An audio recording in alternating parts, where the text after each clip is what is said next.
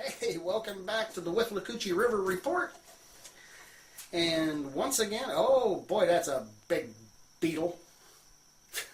He just crawled up from the layout, from behind the railroad there, right up the wall and out the top of the building here. Hey, what can I say? I finally found a place I could afford. It's falling apart, but I found a place I could afford. Today I'm going to conduct a little bit different. As you can see, I've gone to a little bit of trouble here to get some things done on the railroad. Not on the railroad per se. It's been too hot out here. I mean, you know, we've been having temperatures somewhere around hovering the 90-degree mark, and with 1,000% humidity, that's unbearable. But you know, I can take my buildings in and work on them. And I'll show you basically what I've been doing to this one here. As you can see, this one didn't, I've added some signs. This one's a restaurant, a beauty salon, and of course the Rexall Drugs on the corner, and Dana's Railroad Supply right here. I've put on a couple of park benches, or sidewalk benches if you will, and right here is a Woodland Scenics street light. Those are pretty nice looking castings, and I thought, you know, yeah, that would look about right with these buildings. The next part of this project will involve the window treatments. I figure in the upstairs sections I'm going to put in some shades. You know, you can cut up pieces of paper and stuff like that and put your shades at varying heights. You can also make curtains. Color them up. On the sides and the back, I will probably just cover the windows over. On the storefronts, I'm looking for photos of the insides of restaurants, and in fact, I'll be going to Farmer John's tomorrow morning. I may go ahead and take a picture of that. I didn't even think about that. And pictures of the inside of a drugstore, as well as the inside of a model train store.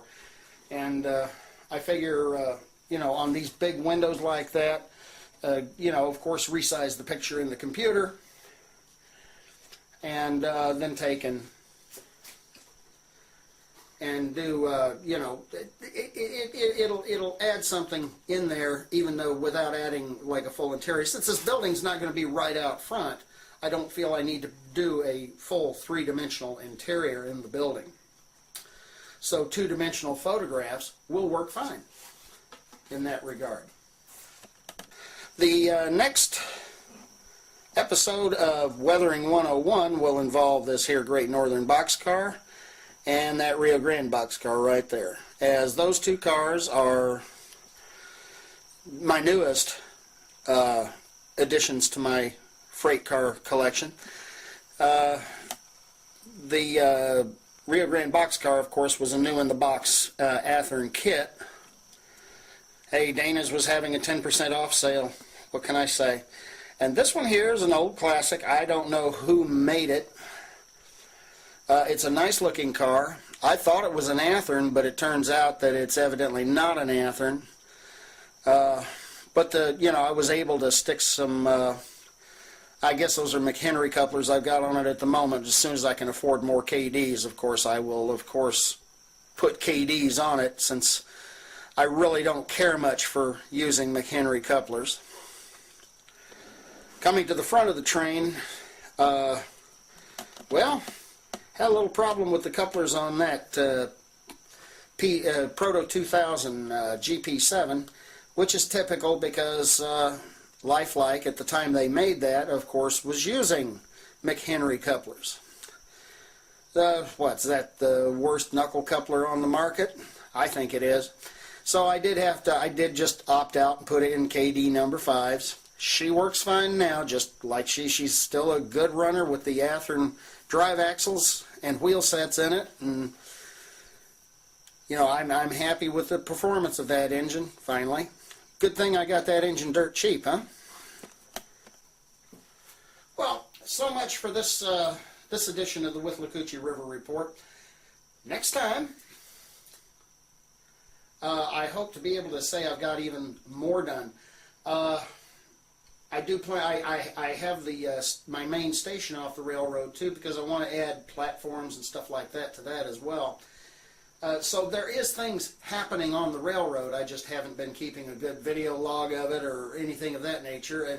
And so for my many fans out there, the one or two that might actually be out there, I yeah, cut. Okay, for the one or two fans that I have out there, cut. So for the many wonderful fans I have out there, so at least the one or two that might actually still be breathing, you know, I am doing work on the railroad, little by little. Like I said, during the summer months, it's typically when I'm not out here as much, because it gets terribly hot. Tonight's a beautiful, comfortable night, but often it isn't. And during the day, it's just miserable out here during the day. So I very seldom ever even come out here during the daylight hours. But tonight I'm out here and I am doing some things to the railroad, and well, we'll talk about that next time. Till next time, happy railroading.